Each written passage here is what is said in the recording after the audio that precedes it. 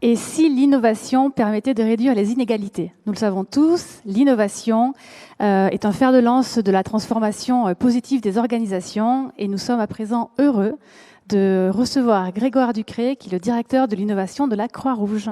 Grégoire, ravi de te voir et the floor is Également. yours. Bonjour Cyril, bonjour Vincent. Avant tout, déjà désolé de ne pas être en présence avec vous, ça serait tellement plus agréable, mais on croise les doigts, on tient le bon bout. Enchanté tout le monde, Grégoire. Je suis directeur de l'innovation de la Croix-Rouge française, qui est une très grande organisation sociale en France, qui se déploie avec 20 000 salariés, 60 000 bénévoles. Et aujourd'hui, je viens vous parler justement d'un ODD qui est celui des inégalités et la réduction des inégalités.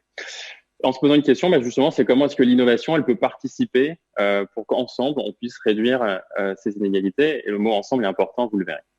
Avant toute chose, je voulais revenir sur déjà qu'est-ce que sont les inégalités, comment est-ce qu'on peut les considérer aujourd'hui en France, en prenant un focus sur trois grandes de ces inégalités: la pauvreté, l'isolement et la santé mentale. La pauvreté, c'est un sujet qui est important, qui est au cœur. En 10 ans, on a mesuré 1 million de personnes supplémentaires qui sont rentrées sous le seuil de pauvreté en France. Ce qui veut dire qu'on compte, en début d'année, on comptait à peu près 9 millions de personnes pauvres, ce qui veut dire 14% de la population. Et avec une tendance un peu inquiétante, mais qu'il faut prendre en considération, c'est celle que maintenant, elle touche davantage les jeunes, les femmes, les familles monoparentales, mais également les employés, les salariés. On compte 40 000 travailleurs qui ne peuvent pas se loger avec leur salaire. Donc, un nouveau paradigme qui est sur la table. On peut désormais travailler et être pauvre. Un deuxième sujet qui est très étonnant et qu'on voit apparaître aujourd'hui, c'est celui de l'isolement social. Il y a 6 600 000 personnes en France qui aujourd'hui ont moins d'un contact en présentiel par mois.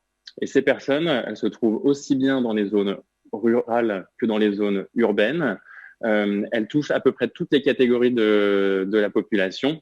Et finalement, ce nouveau paradigme, c'est qu'on croyait que les technologies allaient en fait amener à ce que tout le monde soit connecté. Et en fait, pas forcément. Elles peuvent au contraire nous éloigner. Le troisième sujet, c'est un sujet d'actualité. On en parle beaucoup ces derniers temps. C'est celui de la santé mentale. On a vu justement pendant les derniers mois ces troubles dépressifs augmenter très fortement, en voyant que ils touchaient plus facilement les CSP-, les gens qui avaient déjà des fragilités, mais pas seulement. Elle touche aussi les jeunes, à peu près à hauteur de 30%, les CSP+, à hauteur de 15%. Enfin, je vais vous passer une petite vidéo qui était importante, puisqu'aujourd'hui, on va voir l'effet de la crise sanitaire sur ces inégalités. Et donc, vous avez un peu en avant-première un des clips de la Croix-Rouge qui va passer pour cette fin d'année. Pendant le confinement, j'ai perdu 10 kilos. J'ai perdu 10 kilos. Moi, je suis pas quelqu'un qu'on aide. Je me suis toujours débrouillée toute ma vie. J'ai jamais rien demandé à personne. Hein.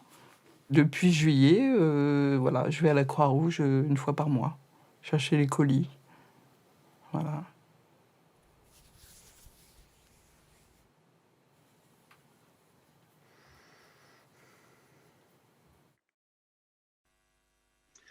Voilà, vous avez un témoignage d'une des personnes qu'on accompagne dernièrement, qu'on n'accompagnait pas avant, Christine. On considère là, au mois de novembre, que c'est 1 300 000 personnes que nous n'aidions pas avant la crise Covid, que nous allons devoir aider. Et donc finalement, cette crise sanitaire, elle a joué comme un révélateur, et un révélateur qui a touché déjà ceux qui souffraient d'inégalités pour les mettre davantage en avant. Je vous ai dit qu'en 10 ans, c'est à peu près 1 million de personnes en plus qui étaient rentrées sous le seuil de pauvreté en France. On considère que cette année, c'est 1 million de personnes supplémentaires qui devraient rentrer sous le seuil de pauvreté. Mais à peu près 20% des étudiants aujourd'hui qui sont concernés par cette situation. Je vous parlais également de la santé mentale. On a les chiffres de l'Agence Santé publique qui sont publiés maintenant chaque mois. En septembre, on comptait 10% des Français qui déclaraient avoir des troubles dépressifs. Ils étaient de 15% au mois d'octobre. Ils sont de 20% au mois de novembre. C'est-à-dire qu'un Français sur 5 aujourd'hui souffre de troubles dépressifs. Finalement, on a dit une chose, c'est que le visage de ces inégalités, il est changeant, et ce visage nouveau, il est présent dans l'ensemble de la société. Pour ça, face à un besoin qui se diversifie, qui se complexifie, qui augmente considérablement, bien évidemment, nous, on considère que il va falloir faire différemment, il va falloir se transformer, il va falloir innover. C'est ce qu'on essaye de faire au sein de la Croix-Rouge française. Et on va essayer de voir ensemble comment est-ce qu'on le fait. Déjà, deux grands principes directeurs. Un premier, j'allais dire, c'est notre ROI à nous, c'est d'être social need driven, c'est de se concentrer toujours sur le besoin social, de partir de là, d'apprendre justement à penser un petit peu en dehors des catégories. On le voit par exemple sur le sujet de l'isolement social, c'est pas une catégorie de personnes, c'est quelque chose de nouveau qu'on ne savait pas encore appréhender il n'y a pas très longtemps. Le deuxième grand principe, c'est celui de rester un tiers de confiance, un moment où justement face à l'incertitude, le public ne représente plus cette surface de confiance. Les acteurs privés, souvent encore moins. Il faut rester justement au contact des personnes pour pouvoir les aider. Enfin, trois moyens. Le premier, c'est d'être agile, parce que face aux crises, si jamais on n'est pas capable d'être réactif et de faire preuve d'agilité, on ne peut pas répondre correctement. Donc, c'était, j'allais dire, un nouveau paradigme qu'on doit prendre en considération dans nos organisations. Deuxième, c'est se saisir des nouvelles technologies, des nouvelles organisations, des nouveaux modes d'action et des nouveaux modèles économiques pour pouvoir agir. Et le troisième, qui est très important, c'est celui de l'ouverture. Ça veut dire qu'aujourd'hui, malgré que l'économie sociale et solidaire représente aujourd'hui 10% de la population active, qu'il y a à peu près 700 000 associations qui œuvrent en France, nous ne réussirons pas seuls.